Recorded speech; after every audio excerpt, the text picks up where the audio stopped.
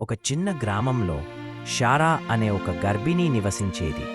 ఆమె జీవితంలో ఎక్కువ సంతోషం లేకపోయినా తన గర్భంలో ఉన్న బిడ్డ కోసం ఆమె గుండె నిండా ఆశతో ఉండేది. రోజూ ఉదయం రాత్రి ఆమె దేవుని ముందు మోకాళ్లపై కూర్చొని ప్రార్థించేది. ప్రభువా, నా బిడ్డను నీకు అంకితం చేస్తున్నాను. దయచేసి అతడిని నీ మార్గంలో నడిపించు. షారాకి బిడ్డ జన్మించాక అతనికి శామ్యూయేలు అని పేరు పెట్టింది. ఆమె జీవితంలో ఒక్కరోజూ కూడా తన బిడ్డ కోసం ప్రార్థించడం మానలేదు. శామ్యూయేలు పెరిగే కొద్దీ ఇతర పిల్లల మాదిరిగా కాదు. అతడు ఎంతో వినయంగా, బుద్ధిగా ఉండేవాడు.